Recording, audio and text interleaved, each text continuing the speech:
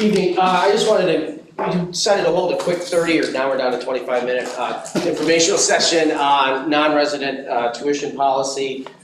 We started this conversation, I think, last year, probably at this time. I'll just say that in the 10 years I've been here, I think we've had the conversation probably 3 out of those 10, back and forth. I know it was something that the district did utilize and implement prior to me being here. We had a little conversation about that earlier. And so it's something that the district has looked at again and to try to open it up. We've had multiple discussions in policy committee and discussed revamping the policy itself. We talked with legal multiple times regarding it. And I know we just finished our 3rd reading, I think it was in March or April, to implement a non-resident policy. So since then, we figured we'd have a quick information session. It's not I've had people come to me and say, oh, it's open enrollment. It's not open enrollment. It's different. It's not resident tuition or paid tuition is much different than an open enrollment. A lot more rules involved. So I'm just going to go over really quick. I've got 5 slides. This is one of them, so we have 4 left. Basically, just kind of the rundown of what the policy states, what it means as far as a non-resident tuition student. 2 slides on sports. There's quite a detailed rules and regulations regarding the section in the state regarding how students can transfer in and out to play sports. So I'll go over that in the last 2 slides. So basically, non-resident tuition is somewhat similar to an open in the fact that anyone outside of the district boundaries can come to the district. They enroll or they apply like anything else. We have students that come in during the summer or throughout the school year. They fill out an application packet. We then go back to the districts that the student currently resides in. We pull disciplinary records, we pull academic records, immunization records, all that backup information that the school would hold, and then we bring it into the district and review it. That happens exactly the same way. So the district has the right to, the parents or guardians have to approve for us and sign off that we can gather that information before they're even considered. So we'll continue to use the same packet that we do for resident students, but on top of that, we'll have another 2-page application to add on to that regarding that each parent and student have read code of conduct, they've understand the policy, they understand the payment plan, everything else. So to formally enroll, parents and guardians will have to be subject to a yearly tuition set by the Board of Education. That tuition is set by policy, would be set each year prior to July 1. Each student must meet the district criteria as far as academic standing.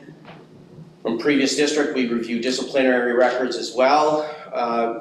Being in the fact of a non-resident student coming in, the Board of Education has a lot more, and the administration has a lot more power as far as selecting or not selecting a student. We're not looking to see a situation where somebody is fed up with 3 other districts because they're not giving them what they want, and then just walk in the door and maybe the student's been suspended from other districts prior to that. We have the power, or the administration and the Board of Education, to review that and make a determination year after year. Every year that the student wants to attend here, they have to reapply. And we can look at all that stuff. It could be everything that it's attendance records. Maybe the student comes in and the student's in good standing, but the student decides to break the code of conduct, or the attendance is not within the 18 days of missing, and they're exceeding the attendance limit. The district has the right not to renew their application coming into the next year. The district also has the right to terminate their enrollment here at any point too if they break those rules. The enrollment cannot create a hardship within the district, what I mean by that basically is, let's say you have a class with 20 students and all of a sudden you have 5 more that come in, and now we have to open up a whole nother classroom. Let's say it's a 5th grade. The district can take the stance that we're not going to do that because now it's going to increase not only the budget, tax base, everything else, so we can refrain from doing that, saying it's going to create a hardship for the district by hiring another staff member. The district also, any student coming in, if the student needs, let's say needs a placement outside of the district, a special ed placement, So let's say Chow, which is out of Binghamton, they need a placement of that nature, or they need a placement at a BOCE setting. The district does not have to offer it. We only offer what we only are able to allow what we offer within the district. So if we have an 812 program, which we do in the elementary, and the student fits into that program, that's great. If the student needs a 611 program and it's at BOCES, we have to pay a tuition to that. We do not have to accept the student. So we have a lot of leeway as far as that goes. The non-resident enrollment is subject to the approval of the superintendent's office along with the administrative review. So that's every single year applications come in. It's no different than staff that work here right now. If they're contractually, they're allowed to bring their children here free of charge, but it still has to go through the superintendent's office for review and approval each year. Again, parents and guardians must agree to release student records each year. All non-resident students must maintain good academic standing and comply with the district code of conduct while in attendance. They are afforded a due process, but the district has the right to, again, terminate their enrollment without any refund of the tuition that's paid. Resident students get preferential treatment as far as class scheduling. So resident students will always be scheduled in academic classes or programs before a non-resident student is. So again, you have a non-resident student not taking the spot of a resident student. The resident student always gets first choice. Transportation to and from school is always provided by the parent or the guardian. The district will not be providing transportation to pick up or to drop off for students if they're non-resident. And like I said, the tuition rates will be set each year prior to July 1.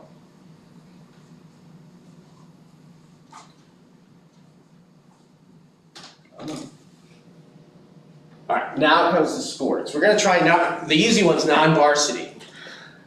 So any student, the way it works now is if you have a student that walks, so if you play sports, I'm gonna take Walton. So you play football at Walton. If it's a non-varsity sport, the student can come in as a non-resident tuition, on a tuition basis, and play those sports, even if they played a sport prior. If they play football at Walton, they can come in on a non-varsity, if it's a JV or a modified, they can come in and play. There's no restriction.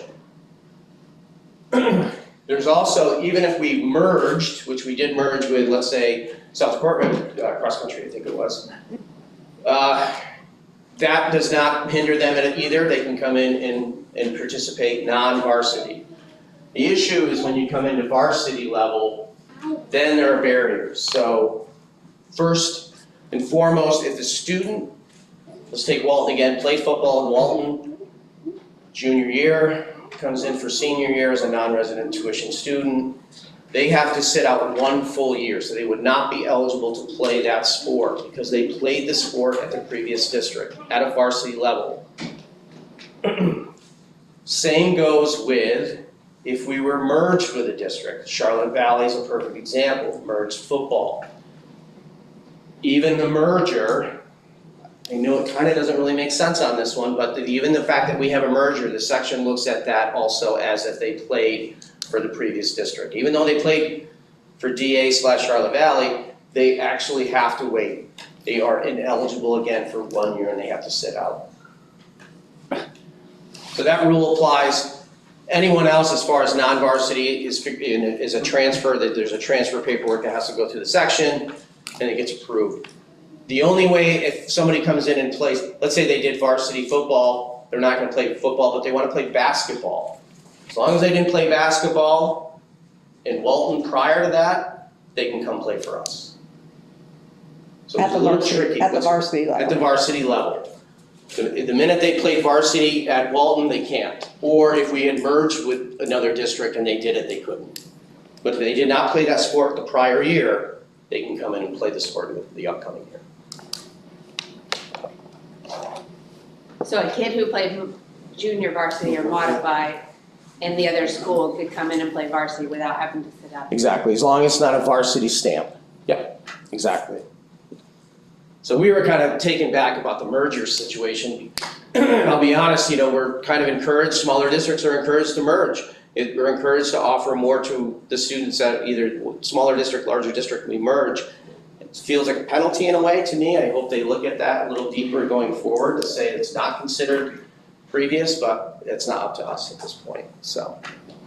Is this section 4 or the state? Section 4, which is controlled by the state. So it's Yeah. basically the So state. these are not our rules. Right, what's that's what I was really just gonna say important. that. That's- I mean, there are rules because they're imposed on us because we're in section 4. Right. They didn't make these up.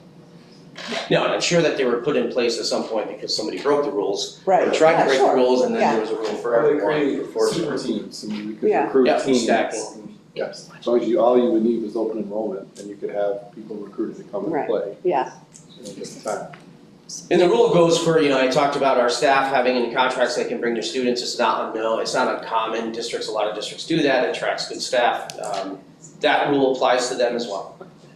So we've had situations where new staff member comes in, they bring their kids with them to attend DA, and they had a sport they were playing, there may be they were doing wrestling in a previous district, they can't wrestle for us for 1 year. So that applies for all across the board.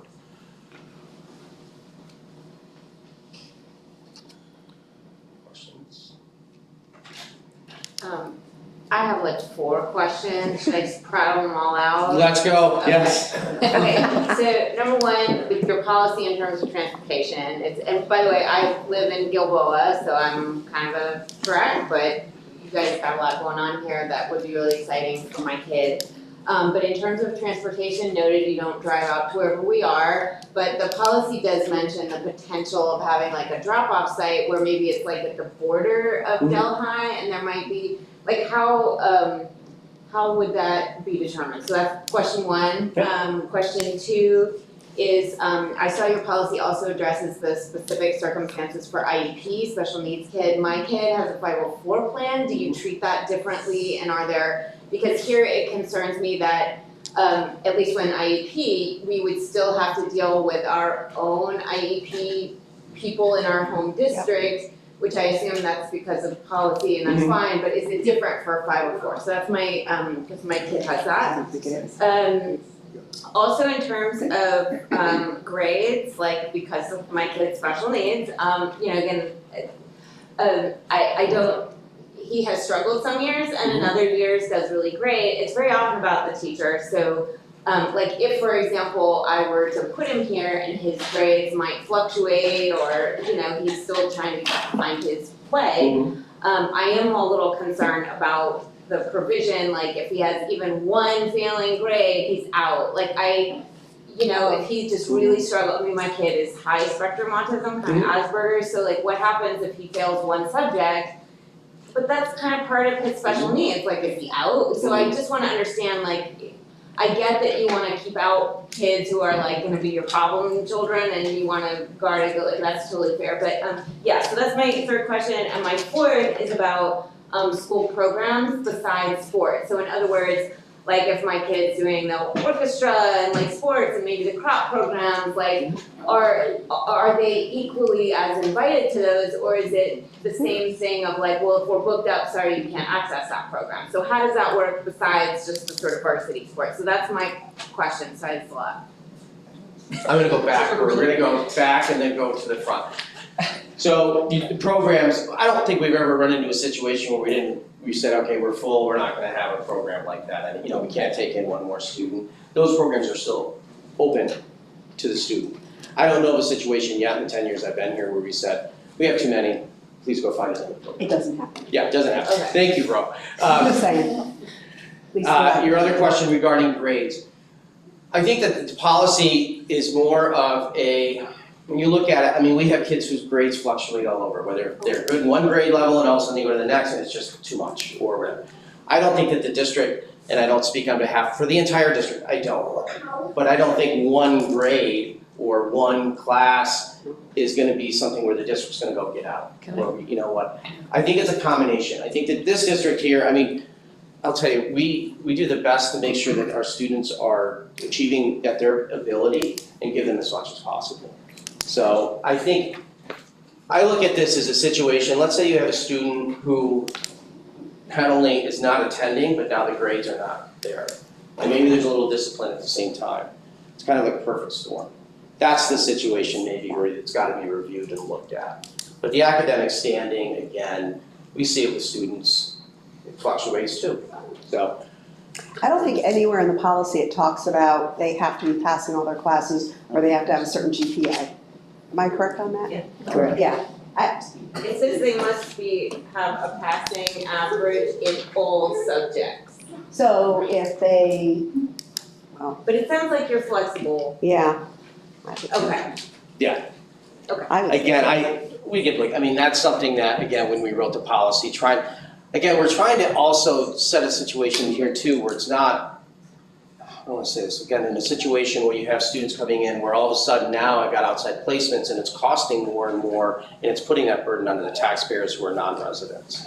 So we're trying to do that, trying to kind of capture that as much as possible. So to answer that question, grades alone, I don't think have anything, it's more really disciplinary, it's showing progress, showing some type of action by the student as well is important. Can I interject a couple thoughts? Yeah, yeah, go ahead. Just, this is just my personal thought. I know if I had a child on the spectrum that had a 504, that was not passing, I would go right to that 504 committee. Yeah. And figure out what's going on, what modifications might need to change. That's just my personal opinion. But then the other thing is, there are certain things, like sports, I don't know if all extracurricular does it, if it's just sports, where in our policy, not the tuition, not the non-resident policy, but what policy is it that they have to be, if they fail 2 subjects, they can't receive. Ineligibility. Ineligibility. So that's for every kid. There's certain things, like if they play sports after school, I don't know if that goes to other extracurricular. It does, it's all extracurriculars? It does. So for example, like if he was gonna do like a club or activity, not sport related or sports after school, there's for every kid in the district, there's eligibility. Is it 2 subjects? Yeah. If you're failing 2 subjects, Right, Deb? you're not playing, you're seated. Or going to the prom or dancing. So just that's in our regular handbook for all kids. It's probably in your school that you have now too. Okay, just wanted to point that out. So back to you spoke about 504, and again, we have certain, resources in place for 504s. It's not, to me, when we look at it, it's more if we have to find, let's say we had to find a specific teacher just for that one student, that's creating a hardship to the district. If it's finding a placement outside of the district where we have to now provide transportation to Binghamton or Springbrook or something like that, that's a hardship to the district. That's an elevated, so again, looking back on what do we offer within our district, that's what we offer to non-resident and resident students. Sorry. But if it were 504 plan, is it like where the IEP, you have to be coordinating with your home committee? That I can't answer, I think that still has a play in it, I think that both districts work together, maybe Deb, do you? Yeah, Both districts, I think, usually work together on those situations as well, they're conversing, so it's not just the one district making the decision or either or, it's both of them talking about that, so. and in the past, I've actually traveled to a home district for I'm a retired teacher, for one of my students. You're right, they have to coordinate with a home district. But, So whether it's IEP or 504, Yes. the It's the rules are same. Yes. And it will be Yeah, coordinated with pretty the sure. home place and here, yeah, even though they might not even know, cause. that's why the teacher That's why in it the happens. district where the child is, as a rep goes, that is very helpful. We would provide, our teachers would go as representatives because they know the child. Right. So it might be that your district's director of special education runs the meeting. But we would send representatives from Delaware Academy to talk about the progress of the child. And your final one was transportation, right? Yes. Drop-off points. So I think when we look at that drop-off points of what we have designated drop-off points within, it wouldn't be right on the border. If we have one there currently, then you could take advantage of that. We wouldn't be looking at creating another drop-off point. We'd probably be looking, listen, if we're already at that corner, but there's no, maybe that would be a drop-off point. Something that's not, we're not gonna go out of our way to create another drop-off point. We have multiple drop-off points. It could be a drop-off point with a friend that you know that lives within the district. That could be as long as it's conveyed to the transportation and agreed upon by the board, then that's considered, as long as we're not going any further out of our way than we have to. Okay. Hope that answered all. And yeah, you could let us know, these are the current drop-off points we're using, and we could cover it. Yeah. Okay, great. Are you done with your slides? I am. Yep. I just had a question. It said that, obviously you reserve the right to admit or not a student each year. My concern is just like a question about, maintaining the child's enrollment after they have started at school, not to displace them and have a situation where they're in and out. So I just was curious as to, something where they're grandfathered in, if they maintain that academic, requirement, disciplinary requirement, and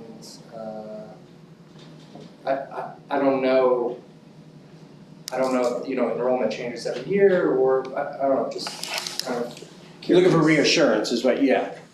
So, I've run into this in other districts where it happens. I've had situations where, let's say the family gets up and leaves, moves to another town, and all of a sudden, students like halfway through their senior year. I've seen districts just say, they can stay here and finish out because we don't want to disrupt that as well.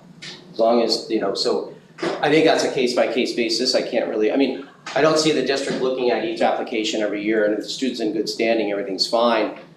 And then all of a sudden, another student comes over and tips it over. I think that, all of a sudden creates another hardship for the district. The other students below that are not going to be punished. I can't speak for everyone, but I don't see that. We're here to make sure that kids get a full year. We want them here for the full year. So disruption is not something that we would be looking at, that's for But sure. in terms of, this is a new policy, right? So is it likely that the policy will get, will change in a year or two, revoked, and at that point, is the kid no longer able to come to the school? I doubt that. I really highly, I can't speak on behalf. I can't say yes or no on that. I've never seen it here. And the fact that we revoke a policy or something that's going to affect a student, we always look at it like their grandfather did, we're going to continue this path, everyone knew. No, we're not going to go that path. So I've never seen it before where it's a punishment to a child. So.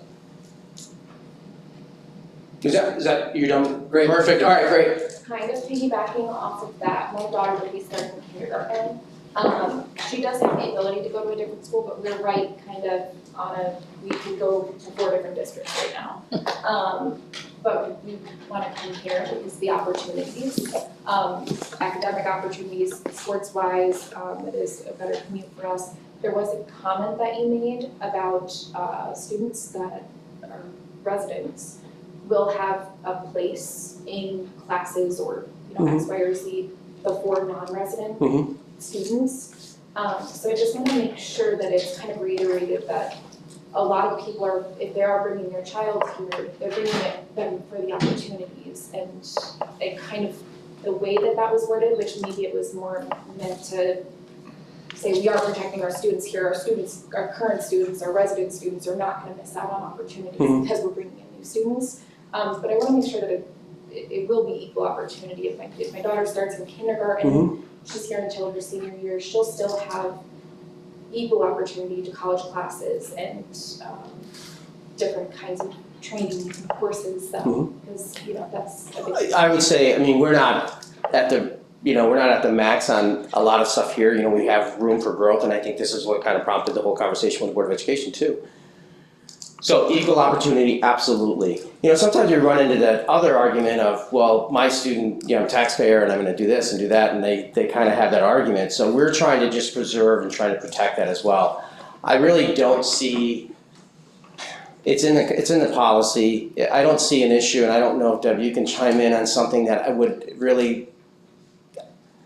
We try to make things work as much as possible here. We truly, truly do. So I think it would have to be a really, really big influx of something where we say, okay, well, maybe that's because we have an influx of resident students as well. And it's not just one person or one student's tipping the scale.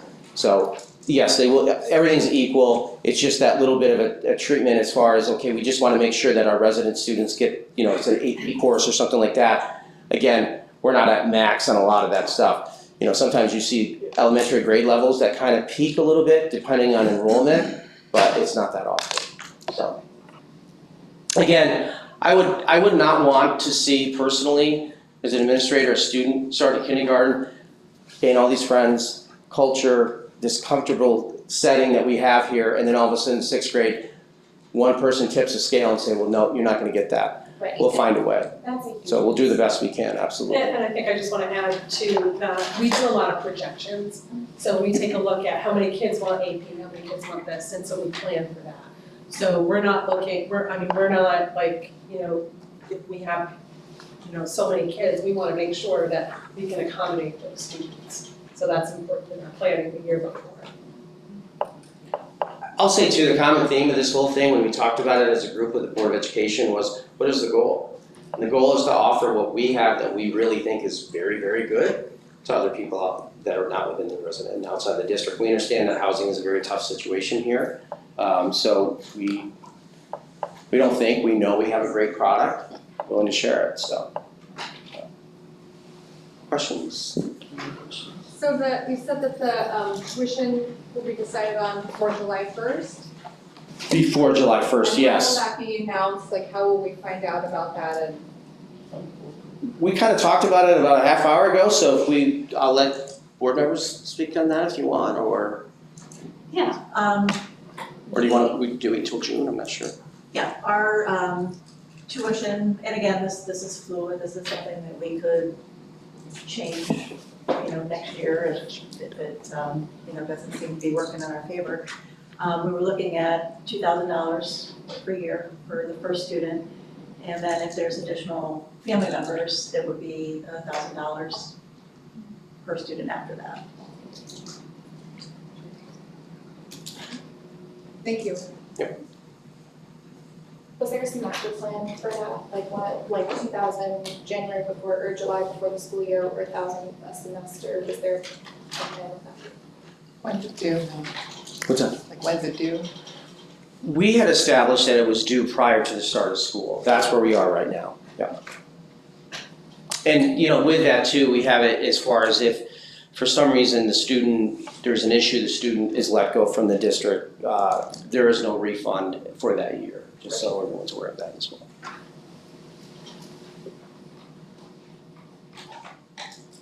Any other questions? Can I ask what big decision sort of prompted the change to occur now?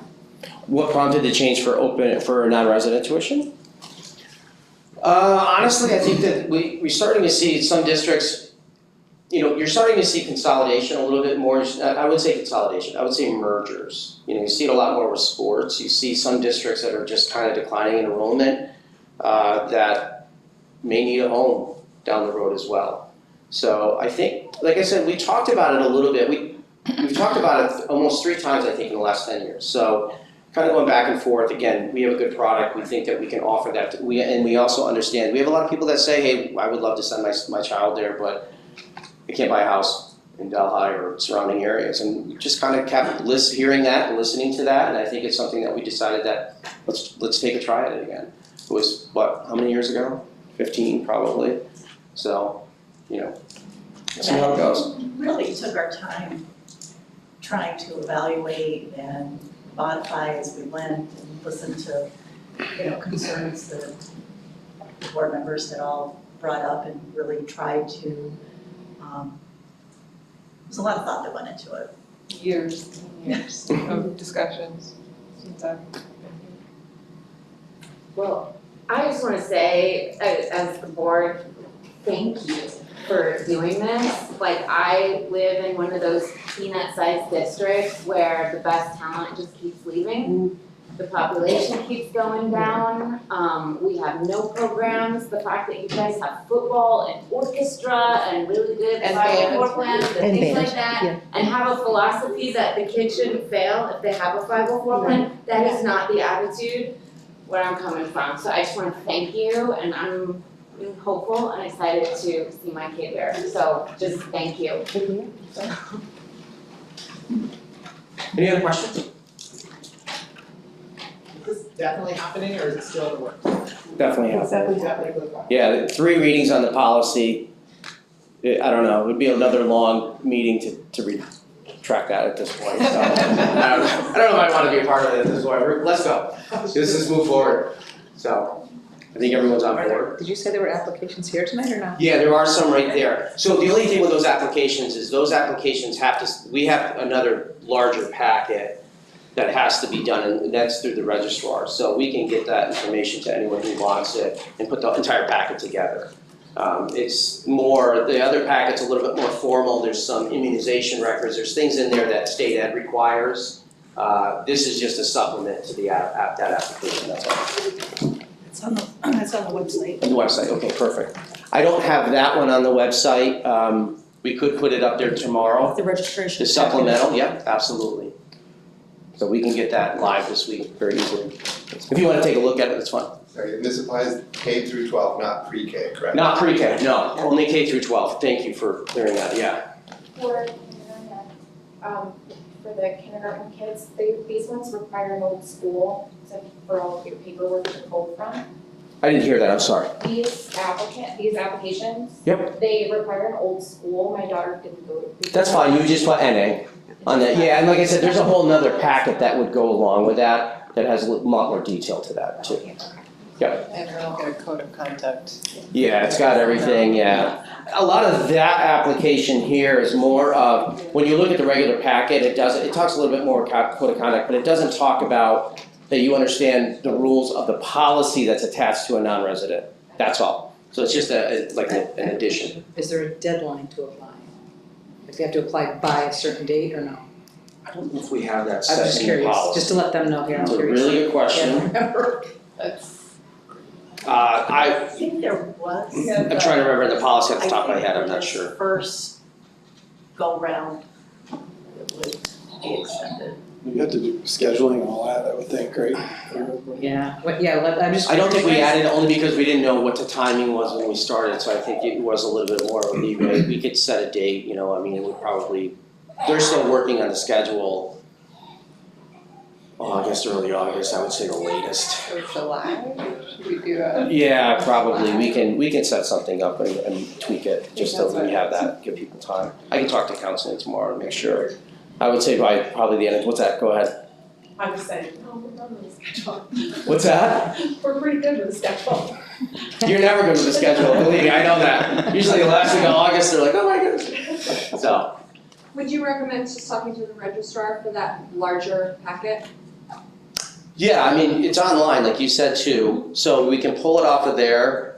You can speak to the registrar if you want. She's actually out of this office right here, or you can contact the main office, we can get all that information as well, so. But yeah, I would pull it right off a lot, that, like I said, that packet, probably about, what, 6-7 pages or so. It's a packet you'd fill in if you were moving and going to. Yeah, a right, district. exactly, Yeah, like I said, saw and that's, that. this application is just more of an add-on to that references the policy more than anything. Just so that the parents are aware of no transportation and things of that nature, so. Is there a limit on how many kids you will accept? We do not have a limit right now, no. I think it really depends on where, if it's, 30 kids coming into second grade, Yeah. yeah, there would be a limit. Yeah. If it's, So that's 30 How many do you have? How many applications do you need? Any other questions? Great questions, I appreciate it, thank you so much, I really do appreciate it. Thank you for coming.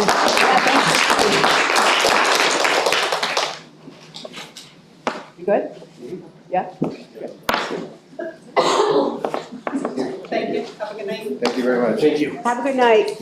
Night.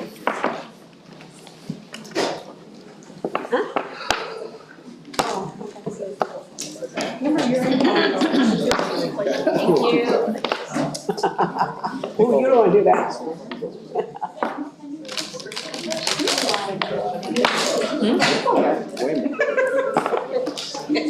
She's like the unofficial mayor. How are you? Nice to meet you. What grade is your child in? He's about to finish his first now. Oh, okay. We're starting class. Yeah, and I've been actually trying to get an MTA after school program for the elementary school. and tells my wife That's pretty. before I do. And it's not like No. it's been 10 years. But I've been. She, Oh, that's because I was gonna say it. I'm not even exaggerating. Oh, yeah. I just heard. They're pretty active. I can't afford to live here. Yeah. So I wonder if Moving she'll to- move She's married. There's something. You're right, I didn't know, I think. Maybe Yeah, well, spending the first grade. Oh, going Yeah. there's just something occurred here that she's doing. Now she's able to answer Firing anybody's off questions tweets. to get all her screening. So, You let her do it, we don't have to. It's just kindergarten. It's easy, whether they need Yeah. speech. I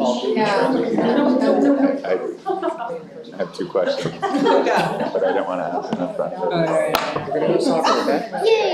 Of course. Well, it's, so you're familiar with building and, yeah.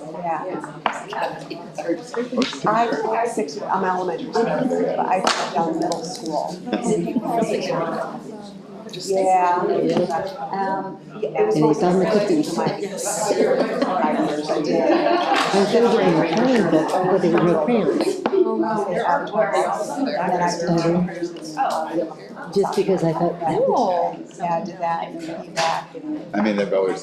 So now I'm just actively in. Just Just the last one, City Del I mean, even High. not green. Oh, I given parents in church. It took two jobs. Science, It was a lot of work. environmental science. I'm a writing teacher. I mean, I'm a. My daughter said, I took Elementary school. cousin, And, so actually she just graduated from there the other day. Loved it. on top of working. Tiny little arts, plays every I teach at one. on a plan. So we would think, and we got there and he was like, My true passion is over on Stop. I have for elementary ed teachers. All right, well, let's get our regular Meeting there? Yeah. started. I did. Yeah. Everyone I did. please rise and join us. Oh, yeah. Sorry. Pledge allegiance To the flag of the United States of America and to the republic for which it stands, one nation, under God, indivisible, with liberty and justice for all.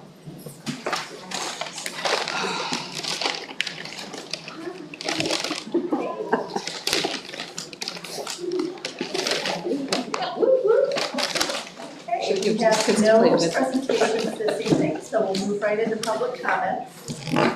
Board of Education believes that open communication with our parents, students, teachers, personnel, and district residents is very important. For this reason, the board sets aside time at the beginning and end of each regular meeting for public comments. However, in order to focus on tonight's previously scheduled agenda, as a general rule, the board will not be able to respond to your comments and questions at this time. We may refer your comments and questions to the administration for follow-up, or we may make the subject of your comments to the agenda of a future meeting. Either way, please be assured we welcome and take your comments very seriously. The board asks each person to limit comments to not more than 2 minutes. In order for the district clerk to maintain accurate records of the meeting, each individual is requested to state his or her name and address. Do we have any public comments? Public left. Yeah, already commented. A motion, please, to approve the minutes of the regular meeting held on April 16th, 2025. So moved. second. Any questions or comments? All in favor? Aye. Any opposed? Motion is carried. Motion, please, to approve the minutes of the budget hearing held on May 12th, 2025. So moved. Second. Any questions or comments?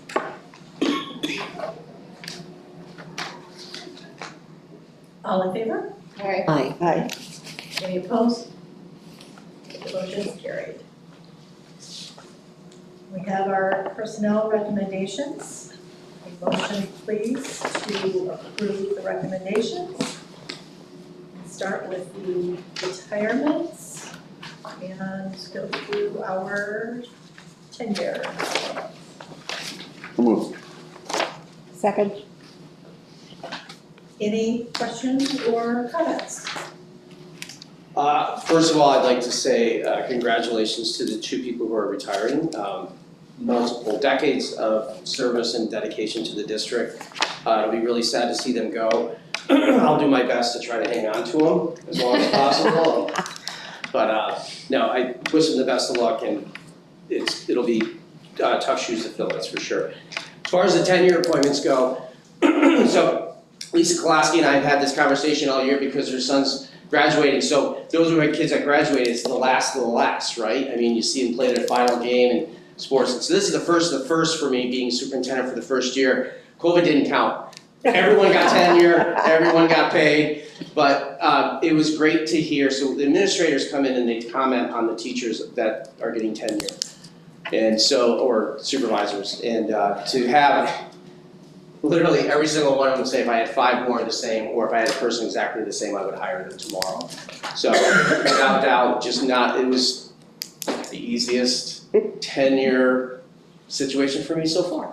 So I congratulate all of you guys, I really do, and it's a pleasure. Like I said the very first day, you are experts in the field, I'm following you, you continue to be that way, and I appreciate you. Thank you very much.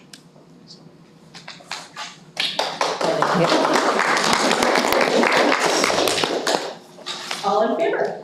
Aye. Any opposed? Motion is carried. Congratulations.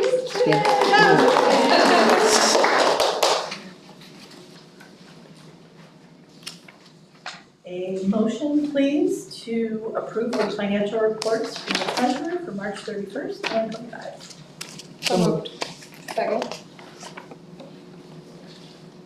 Any questions or comments? All in favor? Aye. Any opposed?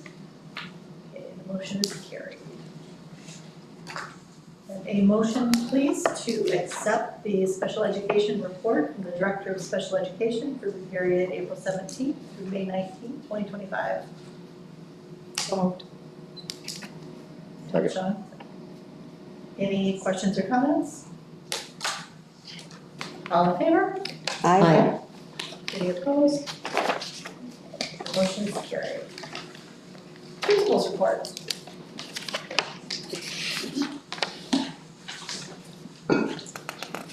Okay, I'm gonna start with student enrollments. For the elementary school, there was 2 entries in kindergarten and first grade. Middle school had no enrollment changes, and high school had 1 exit in 11th grade. Student successes. For the elementary school, state testing is complete. The elementary enjoyed the assembly with Perry Ground, who is a Native American storyteller that was supported by our PTA and a grant that they secured. The elementaries had many super citizens over this past month.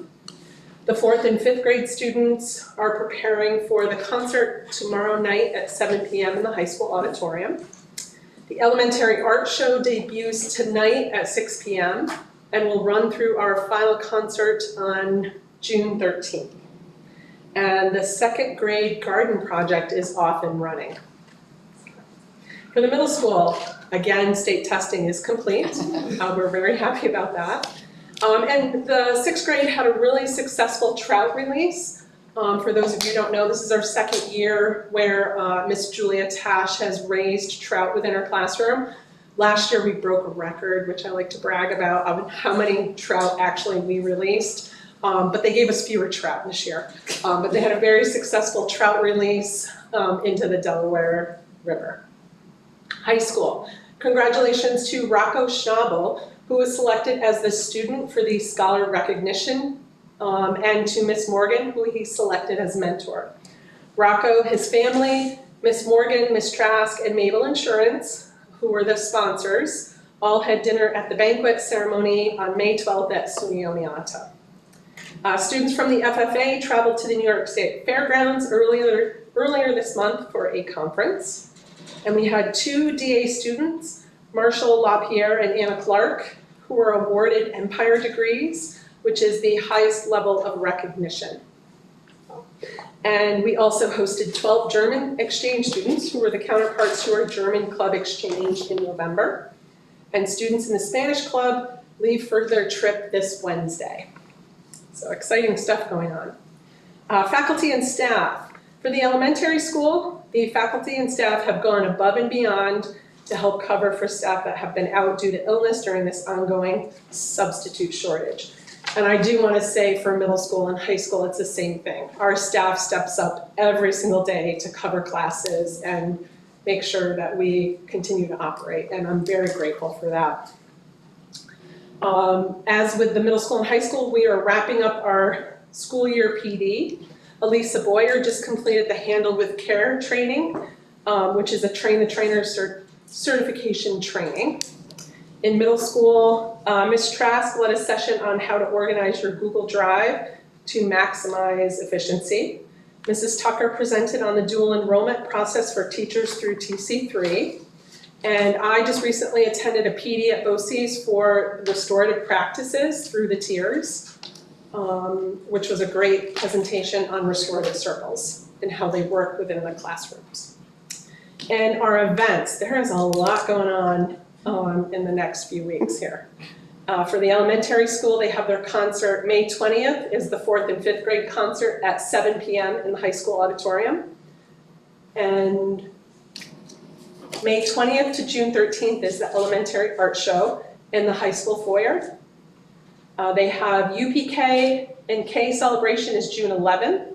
June 13th is the 1st, 2nd, and 3rd grade concert. June 17th is a rain date of June 18th for the field days at the elementary school. June 25th is the graduation walkthrough. And June 25th is Michael Hurst and his band assembly, which is the unusual, extraordinary, curious, and unconventional songbook. And 25th and 26th are half-day school for students. Half day of school for students, I apologize. For the middle school, high school, we have the Spanish trip, like I talked about, is May 20th through the 26th. This Wednesday, the 21st, we have our National Junior Honor Society induction ceremony at 2 p.m. On the 29th, we have our DCMO BOCES signing day. May 30th is the High Note Festival for middle school orchestra and band. And May 31st to June 2nd is the senior trip. And there are a lot of activities also in June. June 3rd is the middle school spring concert at 7 p.m. The high school spring concert is June 5th. Tractor Day is June 6th. Our FFA banquet is June 6th. High school academic awards is June 12th. We have our student barbecue and lunch on the 13th with our middle school field days in the afternoon. Middle school awards ceremony is the 16th at 1 p.m. And the last day for 7th to 12th students is the 16th, and high school field days is that day as well. Excuse me. And DCMO BOCES completion ceremonies are also on the 16th. We have senior rock painting on the 18th and the senior car parade on the 25th. So a lot going on. Wow. Thank you. Yep. Yep.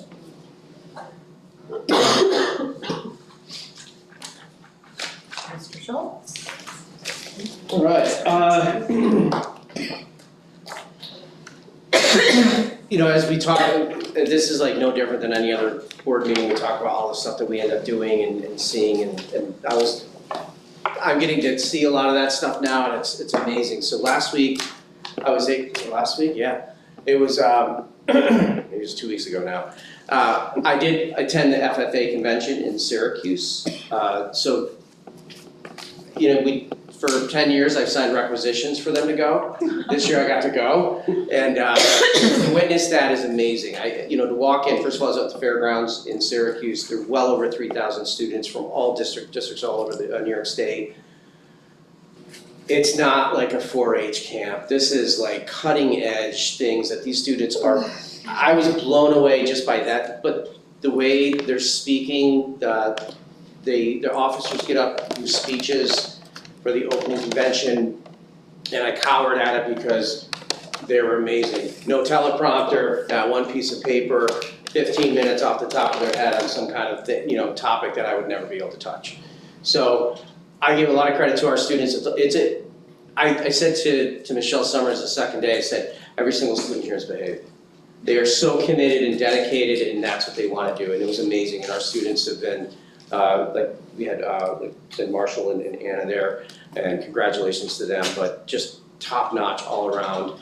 I was able to go to the FCCLA a month and a half ago. That was probably better than any wedding I've been to. I swear to God, people are in ball gowns, it was amazing.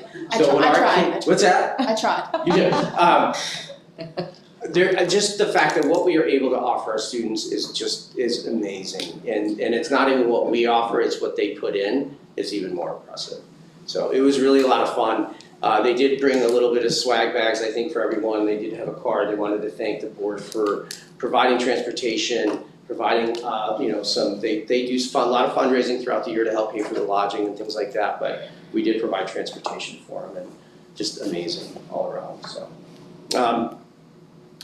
Yeah, we got that, and so that was 2 days of quick back and forth, and then we had the final track meet out on the field, and then we closed it off the next day. So, capital project update. I apologize, anyone here who's in the high school, if you want heat, we don't have it. We took the boilers out, usually you don't need it at this point, and it was a perfect opportunity to take the 3 boilers out there in the high school, and we took them out, took about a day and a half to put the new ones in, but they're not tied in yet, so I had somebody last week that asked for more heat, and I said, that's kind of a hard no, maybe a sweater. Middle school, elementary, I did find out today, it's a really quick flick of a switch. So I think that I know it's gonna get colder this week, so we will try to accommodate if the rooms aren't that cold. With the high school, I can't help you that much on it, I'm sorry. We are continuing to look at, job openings coming into the new year due to retirements, due to principal interviews, and we're setting up committees again for that. It'll be the same committees we had last time, but just gonna be broken up into 2 committees. We have 3 candidates that we will most likely be bringing forward for that. We have foreign language, we have some special ed openings, district treasurer, we're starting to get applications in for that as well. So that's gonna be quite a busy time in the next probably 6 weeks to button those up. Let's see, other than the capital project, the fields continue to be worked on. We will not do anything with paving until July 1st. So I know there are potholes out there now, I understand that. We're filling those today with a vote tomorrow, and hopefully just patch them until we get to July 1st and they'll rip everything apart. Other than that, elementary won't be touched that much, just the paving area will be. They'll probably move pretty quick on that. I'm hoping that's all gonna be done July 1st to August, completely done. The only portion that won't be done up to standards will be over by the tech area, because they'll be working on that area until probably into the middle of the school year. So once July 1st hits, they will have everything, they'll start gutting that and start putting everything together. Bus garage, they've done the abatement already in there, they'll start putting the blocks back in, and then the windows. And so that's almost complete. The tower will be done when we tie together the exhaust on the boilers.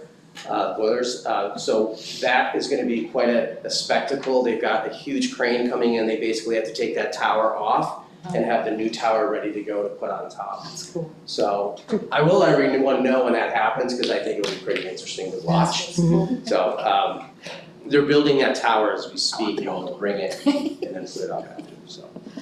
Sorry. Other than that, we have a short week this week. So no school on Friday, no school on Tuesday. Just glad not to use all the snow days. So enjoy, hopefully it warms up for you.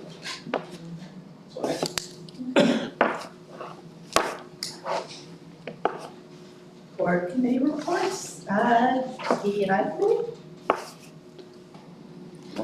We postponed that one, I think, the DEI committee, yeah, we're gonna reschedule that one, yep. And then, Gary, do you think? finance?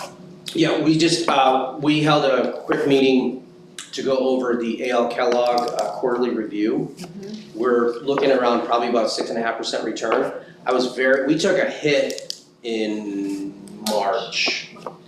I expected a much heavier hit in April when tariffs were starting to get thrown around. We did not, actually. We gained money in April. I'm hoping May does the same thing. We just really talked again about the split that we have. We have a 60-40 split. We have 60% in fixed income, which is bonds, and we have 40% in stocks. And we talked about kind of the allocations. We have a lot, I wouldn't say a lot, but in that 40%, in 60% mix, we have some international, which worried me a little bit too. We seemed to do okay with it. It was fine. We have REIT, which is REIT, which is real estate investments as well. They continue to prosper. So AL Kellogg over the year, so far from July 1st up until the end of April, has gained around 600,000. Am I correct on that? About 590 maybe.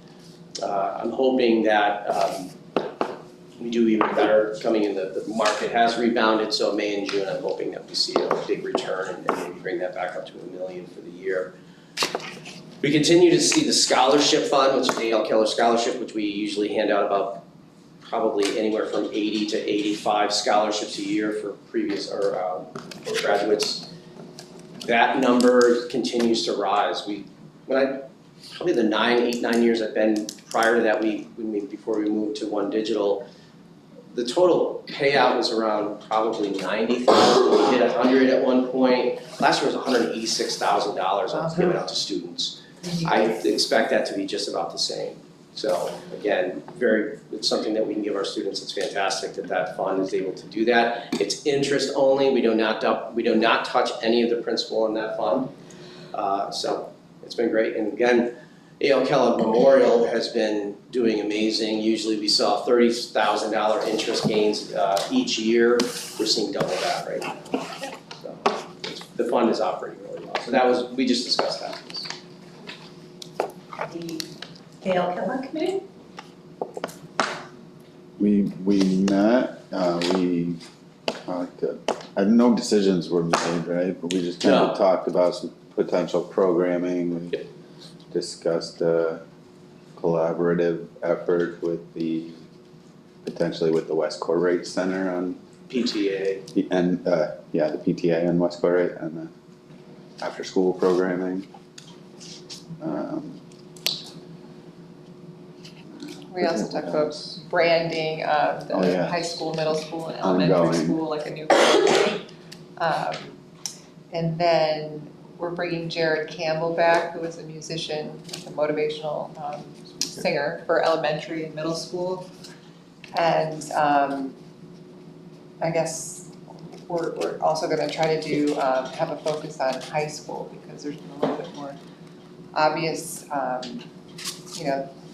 people have noticed a change in the way students are interacting in high school. So I think that we're talking about bringing a program in called Sweetheart Superheroes. Sweethearts and Heroes. Sweethearts and Heroes? Yes. Thank you. Okay, fine. Superhero sounds Superheroes. I was like, we're making it our own. Yeah, I like that. And that sounds like a great plan. It's like a 3 to 4 plan with a heavy emphasis on 9th and 10th grade, and also 11th and 12th grade will get some of that as well.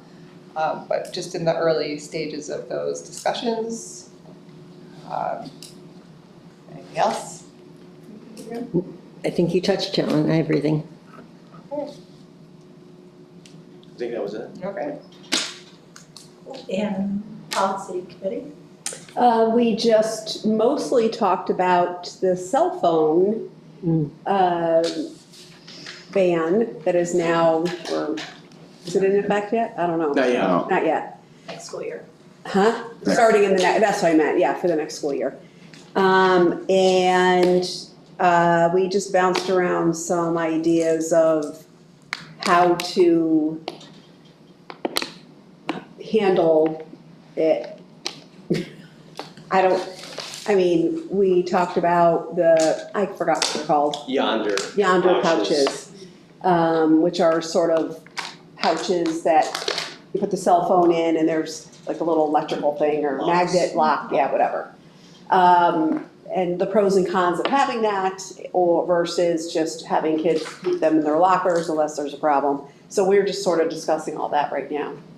That's pretty much what we talked about. Yeah, and our goal is to have something solidified going into the new school year. Yeah. So Yeah. that everyone knows what the expectation is. There's no guidance from the state yet. That's No, there's not, there's, There's I no mean, what? specific guidance from the state yet. all they said is it's a bell-to-bell Bell to ban. bell. And that includes hallways, cafeterias, non-academic spaces. The only thing they've also said is that they'd like every district to have a plan by August 25th, I think is the deadline.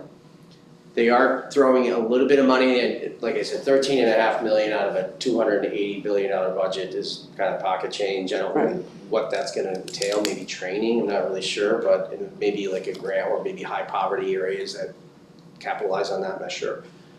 Most districts that I've talked to that have implemented a plan already, utilizing the year, have done also a policy, a very strict policy at the same time. So I think that having the two of those together is worked really, I think the policy probably works best. And so it's all, and it's also, we talked about the buy-in district-wide. So that's important. But yeah, That is it. the goal is to get something in place. I've reached out to principals about talking about the benefits. We're gonna meet, I think we meet next week, and have that discussion as well. Okay. And then we'll have informational sessions throughout the summer regarding that for parents and students and staff to attend. Will that apply just to students or faculty and We have it. staff? Well, we So- did talk about the Yeah, we did. importance of modeling, Well, that's, correct modeling. And that the expectation, well, this is my interpretation, is that the expectation is teachers aren't gonna be whipping their phones out and scrolling, during class. you, Or even Oh, between that- class periods, or even between class periods, right. right? And so, if the kids can do it, so can the adults. More to come. More to come. More to come. I think that was it, pretty much, Yeah, right? and we talked about the non-resident tuition, just what we were gonna Oh, yeah, we looked at the discuss today. application, and we yeah, could that's right, I put the forgot. application together and, Yeah. how that was gonna be. But, yeah. Yeah. That was it. We have no policy review or adoption, we have no old business. But we do have some new business. Motion, please, to grant permission to destroy the ballots from the 2024 annual budget vote and Board of Education elections. So moved. Second, Second. any questions or comments? All in favor? Aye. Any opposed? Okay, motion is carried. A motion, please, to grant permission to destroy the ballots from the April 16th, 2024 special school district meeting and election. Right. Sean, a second? Motion. Oh, second, sorry. Any questions or comments? All in favor? Aye. Aye. Any opposed? Motion's carried. A motion, please, to approve the request to excise some items from the art department. Sean, in a second. Okay, thank you. Any questions or comments? All in favor? Aye. Any opposed? Motion is carried.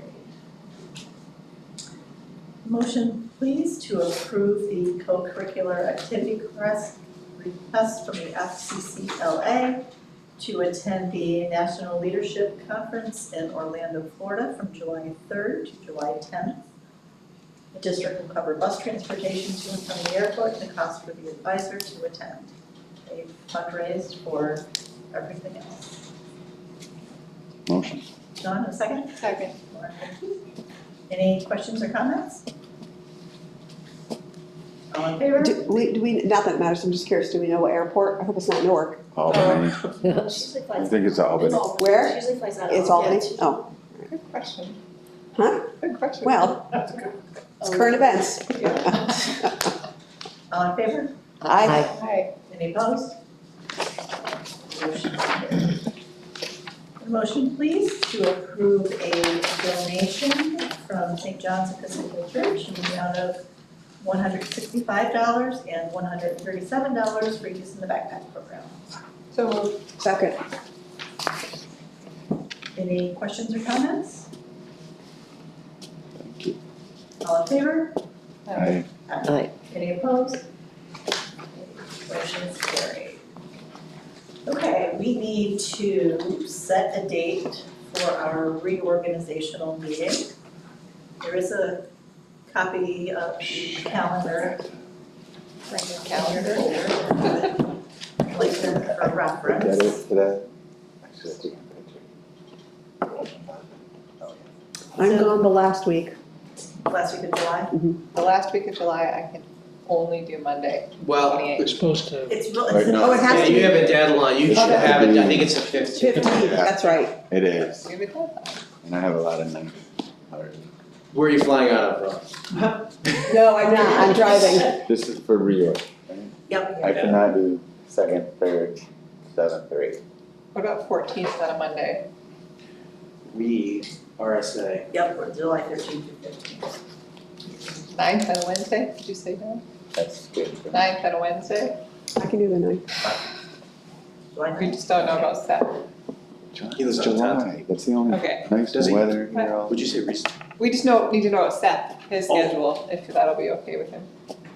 Let's So- book it. Did we, are we? I was gonna say he's not in the room. All right, fine, so July 9th. I was told Seth. that I was his proxy, that's what he told me. So Okay. I'm making all his decisions for him. So. Okay. He did, that's what he told me. Oh, I wish I'd known that earlier. I was just thinking, what can I ask? Okay, that'll be 6 o'clock because technically we don't have Aboard. officers or anything to have an executive session. So that one we start right at No, 6 no, o'clock. 6 o'clock, Oh, yeah. July 9th. That's our- July 9th? And will it go all day or a half day? No, this is, Oh, No, I'm that's- sorry, That's different. that's different. that's You're the, thinking- regular. You're thinking of the retreat. retreat. that's the retreat. This is the reorg. Reorg, okay, so do And we then set there'll be a dates for meeting the right retreat after it? too? No, that's not. Right? We'll have the reorganization. And then a meeting right after, oh, that's it, okay. And At that's 6 July 9th? July 9th, 6 p.m. I don't know. It's exciting stuff in the yard, you know. July 9th. I'm sorry, you said we have to We be have here a at 6 date. o'clock for that? Yeah, not 5, there's no, 6 yeah. o'clock? Don't That be goes a late. half day, I'm telling you right now. Yeah, no way. It takes a while. Okay.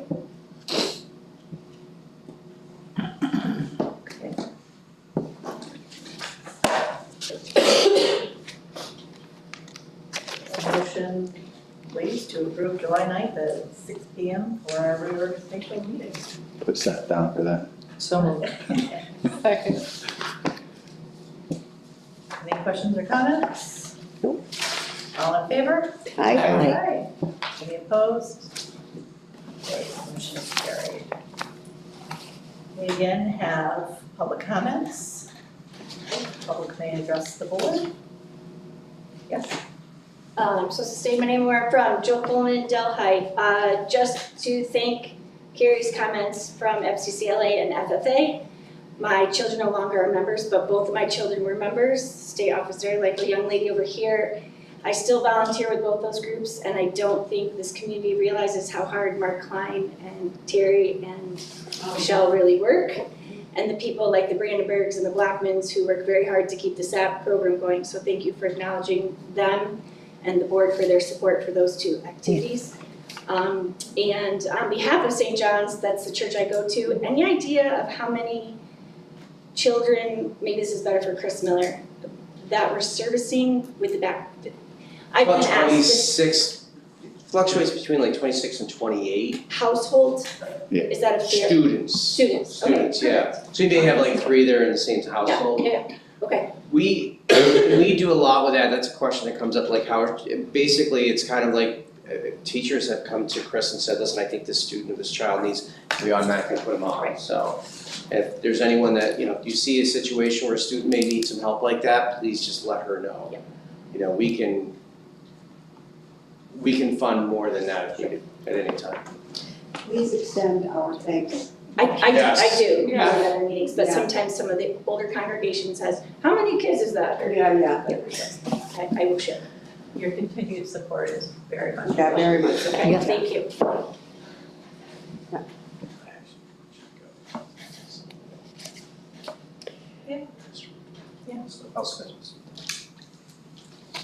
We move on to board comments, and I will start with Ms. Wager. I like going first. Okay, I've wrote a few things down as we went. Jared Campbell, he went to an FCCLA thing of mine. I think he's amazing. I got a picture with him. He signed the back of my shirt. He's great.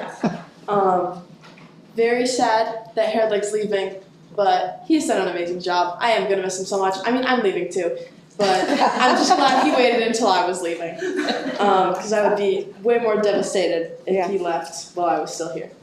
FFA and FCCLA, we love both of them. Thank you guys for things that you do for FCCLA and FFA. I think that's it. Thank you all. Is this your last meeting? What month was the last No, one? next month. June. But I didn't know if Rocco was gonna be here. If it's my last meeting, I'll get my butt in here. Okay. I'll get in here. Well, I was gonna thank you, if this was it for you, I was gonna just thank you for that's why, I'll hold off. So you better be here next month. Okay. I want to extend my great appreciation for Terry Legg, obviously, and for Lori Padavani, our, as you said, many decades of service. And it's always sad to watch that walk out the door, but I certainly understand it, and I'm holding you to I'll see if we can kind of bring them back. However. If not, I'll have Beth hound him for subs. There we so, go. I mean. There we go. I want to again extend my heartfelt congratulations. Being able to supervising student teachers and being up in the elementary school, I see amazing things. Not that I ever doubted it for a second, but it really is so fun to be up there and to see fantastic things going on. You guys richly deserve, so congratulations, that's great. And other girls coming here to support them, I'm just saying. They're going out to eat after that. And there was one more thing I was going to say, and I didn't write it down. If I remember it, I'll say it.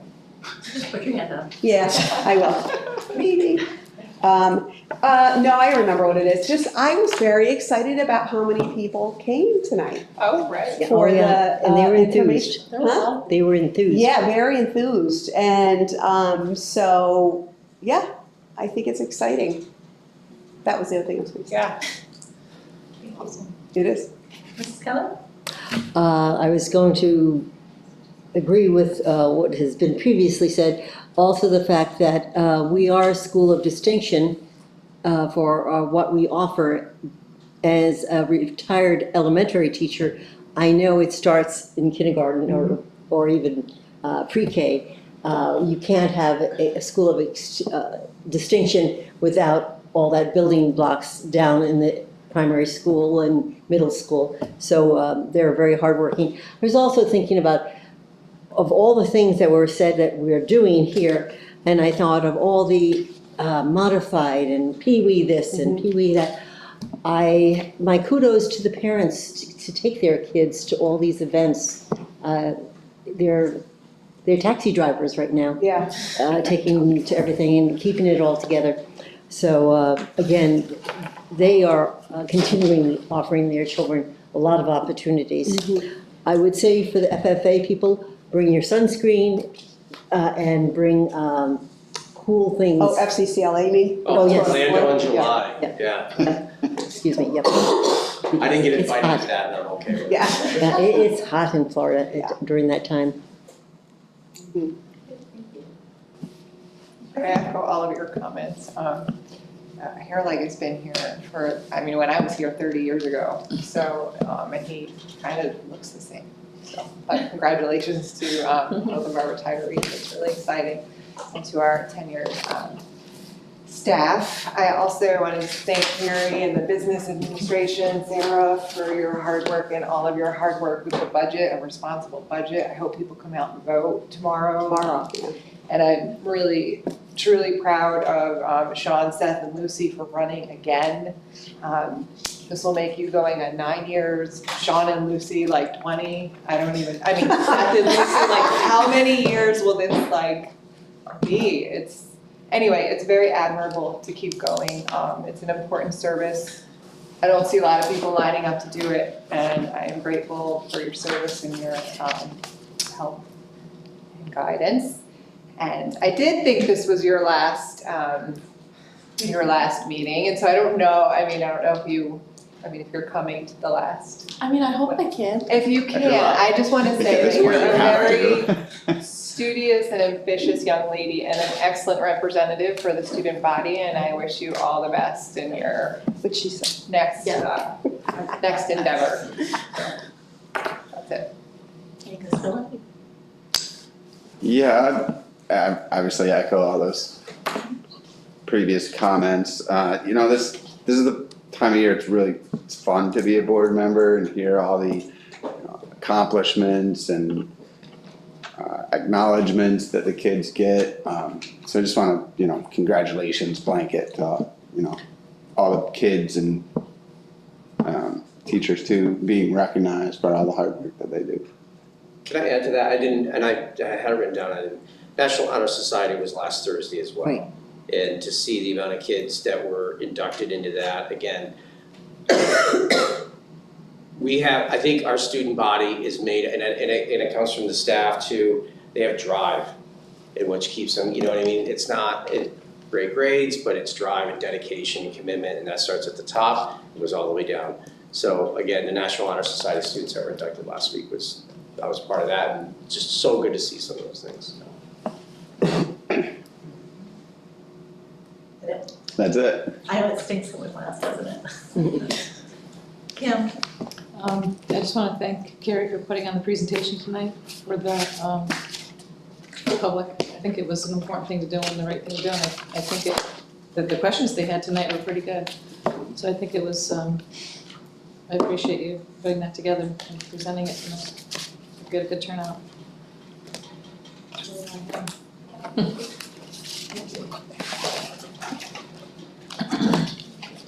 Remind everyone of our upcoming meeting dates.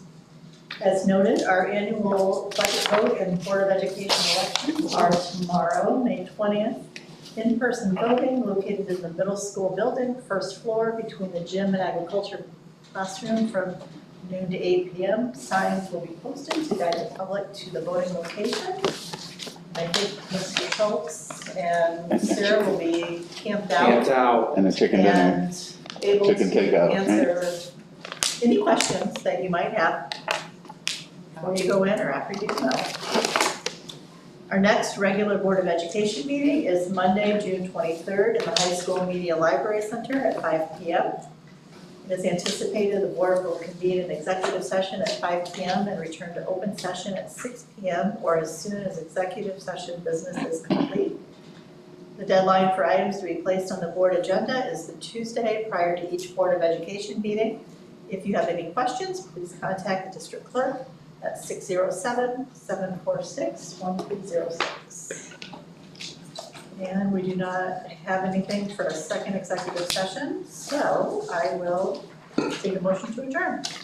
So moved. Lucy and Second. Graduation's the 28th, right? Yep. Okay. Sure. I'm sure you do. She's okay. I don't know if